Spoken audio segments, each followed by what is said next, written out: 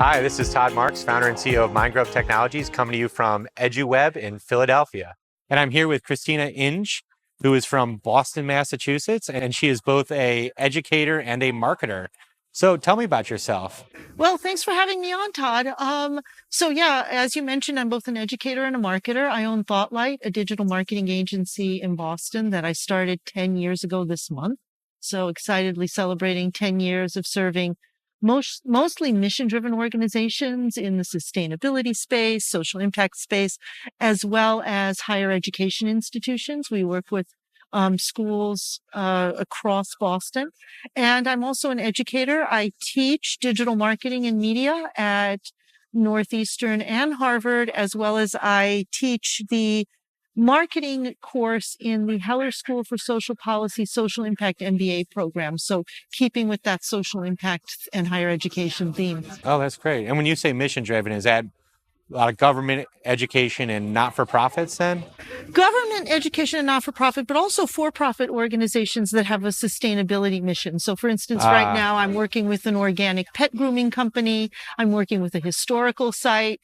When I say I mean my wonderful team and we're working with them. So we do work with a lot of for-profit brands that have a sustainable mission or an ethical aspect to how they bring their products to market. Got it. And what's the composition of your team? So there's me. I have a couple of wonderful designers. I have a social media professional, copywriter, developers. We are a geographically dispersed team. I and one other person constitute the entire Boston office, and the rest of us are around the world. Oh, wow. Do you still have a physical office? I actually am a member at CIC, which is one of the oldest co-working spaces in Boston. It's a great community. And I wouldn't have it any other way because I do like to go into Boston. I live out in the burbs. I love the energy there.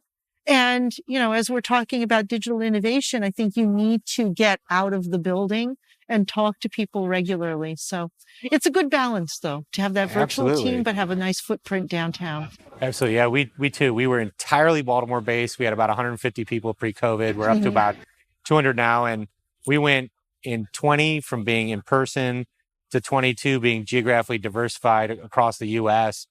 to now, to get margin back, we've added a Croatia and a Colombia team too. So, we've always used contractors around the world, but now we have some of our own team members. And our head of production actually went to Croatia a couple of weeks ago to visit them. And it was a huge success to be able to actually physically meet them. And it's a really nice place too. It's right off the Mediterranean. Yeah. So we didn't have to twist his arm to go visit. I was going to say, I'll volunteer to go to the Mediterranean. Right? Yeah, me first. Yeah.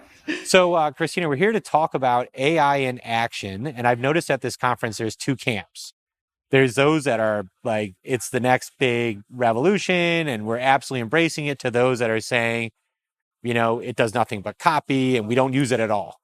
So which camp do you fall in? Oh, I'm definitely in camp A. We have been using AI since before AI was cool at ThoughtLight, my agency. We were early adopters of using large language models for content generation and content strategy, always fully transparent with our clients. Pre-ChatGPT? Pre-ChatGPT.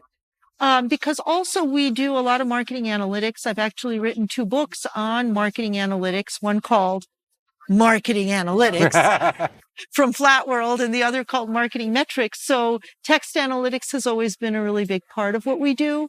So pre-ChatGPT, there were already LLM-based content marketing platforms that help you, for instance, refine your SEO strategy, improve your keyword density in your text. So we were using large language models to optimize our SEO content generation from basically pre-ChatGPT days. So yeah, they just didn't call it AI back then. I mean, AI came out in the 50s at Dartmouth. Exactly. Right? It just went from, early adopters to early majority. And, when ChatGPT came out in November 22. Really, it was ChatGPT 3 because 1 and 2 were already out before that, but nobody knew of it. Nobody knew of it except those of us who are real SEO geeks. Right. Well, I mean, we always called it the underlying technologies: machine learning, natural language processing, computer vision, large language models, neural networks, right? And then as soon as ChatGPT 3 comes out, right, then the marketers say, artificial intelligence is here. And there's really 2 types. There's general artificial intelligence like a ChatGPT, and narrow. And narrow is what people have been doing for the longest time. And if you look at, Amazon, those book recommendations that you get, that's narrow AI, and it's been there for years. So where else from a AI perspective are you using it? It sounds like on an analytics side, it sounds like, SEO as far as, keyword density and optimization. Are you generating any media with AI these days? We're using it to edit media. So we do a lot of content marketing with our clients, and we do some content marketing for ourselves. So I'm using AI tools, for instance, to edit videos, edit podcasts down to like little snippets that you can put onto social media. Because we do webinars with some of our clients. So, mission driven also includes a lot of scientific companies and scientific initiatives at universities. You're based in Boston, of course. Exactly. So we have all of these really heavy hitting webinars that are like an hour and a half on material science. And we can cut that down into little bitty pieces, get the transcript generated using an Otter AI, turn that into a blog post by running that through a Jasper. So all of this to me is just a time saver, right? The creativity was the subject matter expert, the scientist, the engineer, the thought leader within your client's company who did the webinar. And now it would either be an intern or a staff member just cutting it into little sections, still having to go back to the subject matter expert to have them validate, was this a good edit that I made?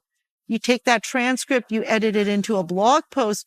All of that's grunt work, right? None of that really had any creativity to begin with. It was the strategy of repurposing content that was the creativity, and how do we deploy this to generate leads for our clients? And then just chunking up the content was a tedium job, and we just farmed that out to AI right now. Yeah, no, that's absolutely right. Time saver. Yeah, Opus was a missing tool in our tool chest. Now we do on the media side, we are using Dolly and Midjourney, and it's amazing in how you can write the most accurate prompt, and that's honestly a lot of the creativity is that prompt, and writing the right prompt. But then it'll nail it in about 1 minute. Even if it's off, you're like, all right, I kind of like that one. Give me 100 more versions of it. Yes. 1 more minute, you have 100 versions of it. And then within that 101 versions, you can pick out something that, meets your criteria. I have to say, I got my start in marketing over 23 years ago as a copywriter, an ad copywriter. And I will say that tools like Jasper generate better short form ad copy than many humans do. Because short form ad copy has to either just be brilliant or simple.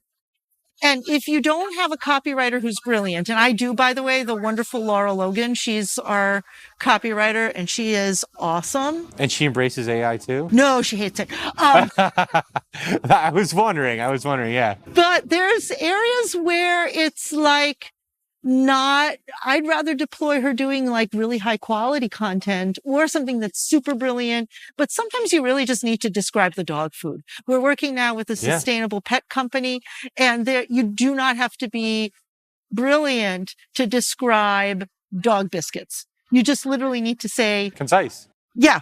Right. It has omega-3s. It's 50% off. Right. And AI does that better because AI doesn't get bored. So do you have another member on your team then that you can delegate that work to and they will use AI? Do you have to do that yourself? I think a lot of us on the team are now using AI. Our social media expert, Valeria, has, and I have both embraced AI because, again, it's not about replacing creative work. I think it frees me and the rest of my team to do what we really love, which is the strategy, which is the really artistic, creative stuff of writing deep dive content or storyboarding a fun video. And then the AI, as I said, takes the boring stuff away so we can actually be more creative and have more fun. Right. I have actually seen some tools that'll do storyboarding. I'm always intrigued by like a Dolly or a Midjourney to see what else it can do. So I always go in there and I test to see if it can do a user interface design. And in the beginning, it was complete gobbledygook. Like graphs, like the line would just go off the page, right? Made no sense. But every time I go in there, I'm like, draw an interface for X. It's getting closer and closer and closer. And then it's just a matter of time before it nails an interface. And you say, now give me the HTML and CSS for it. Yeah. Right? Yeah. It's just a matter of time. And so it really is a matter of like not replacing our human capital, displacing it so that they can do the higher and better use of their time stuff. So it sounds like your copywriter, maybe she's just smarter than the rest of us. She's like, no. I only want to do the highest and best use case of my time. And even, doing cobotics with AI, let the intern do that.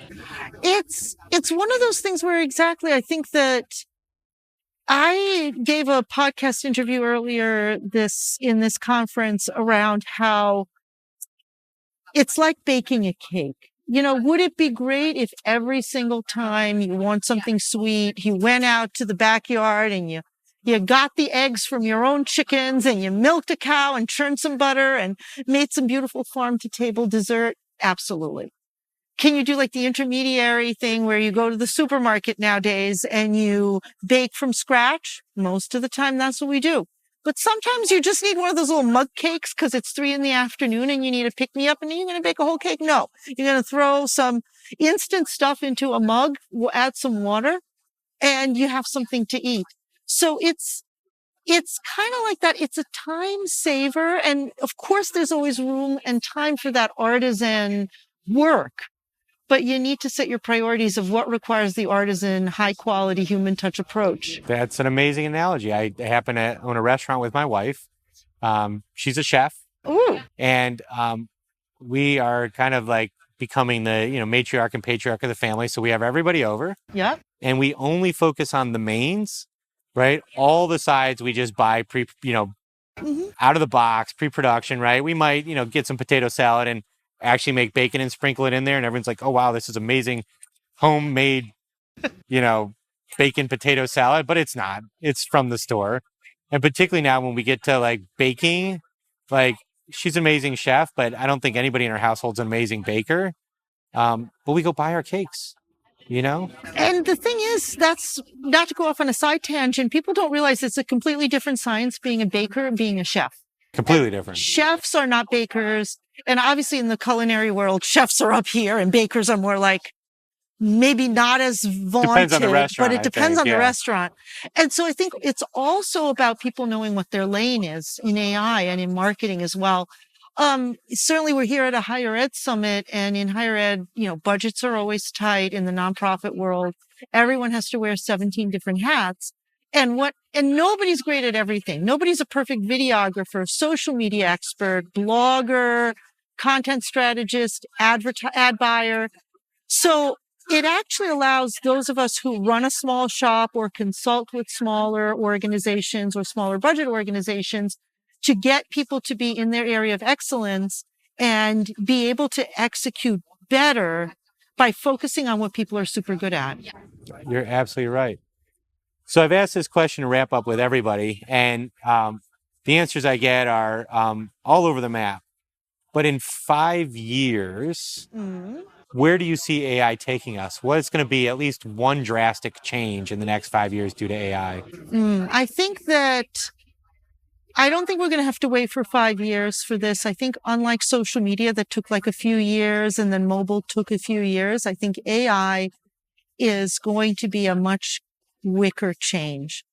I think that in the short term, unfortunately, it's going to be harder for people who are entry level to get into marketing. That's right. Because I got my start doing something AI can now easily do, writing ad copy. And so a lot of those entry level jobs of crunching numbers, writing copy, doing basic graphic design, either templating tools like Canva are doing it or AI is doing it. So I think it's going to be harder for us to get young people into the industry. And I think that we have to all think about how we can mentor people into our industry still, because marketing has always depended on fresh ideas and new ideas.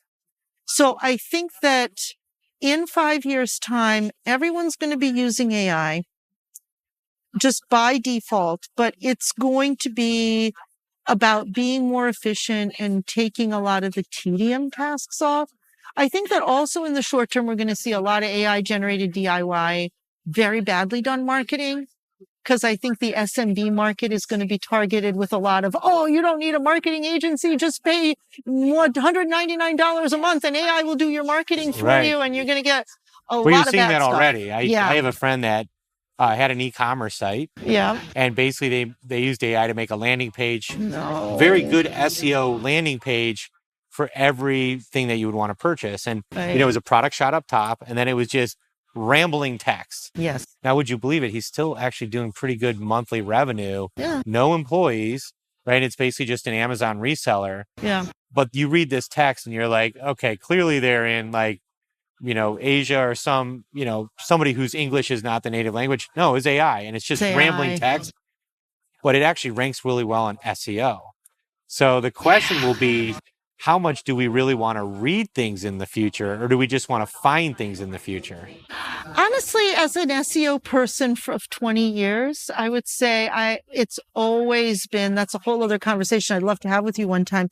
Whether you're writing for the algorithm or whether you're writing for humans has always really been, I don't care what Google says, that you should just write good content and you'll rank. No, there's a reason there are SEO agencies, and we are, 50% of our income is dependent on SEO.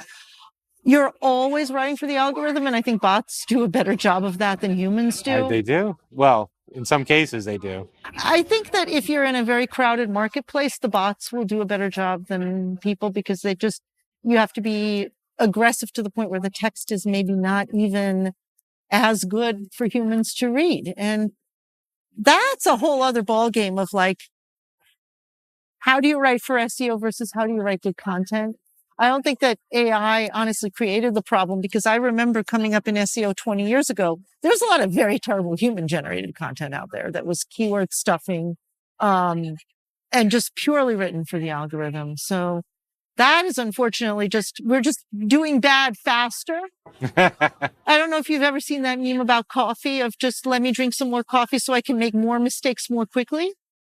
I think that AI... Well, fail fast is another... Fast. Yeah, right. Yeah, except that's a good slogan to have. That means eliminate bad things that you're doing, and, work the kinks out of your product as quickly as possible, and optimize your product from an MVP standpoint. However, I think that AI is accelerating both the good work that's being done and the bad work that's being done. So I think we're just going to see a lot of stuff get generated, and there'll just be a shakeout of people who are strategic versus people who are just, looking for a quick fix. And if there's anything we all know in marketing, there's no such thing as a quick fix or a free lunch. You're absolutely right. Christina, it was great chatting with you. Thank you very much for coming to our little chat session here, and I hope you enjoy the rest of the conference.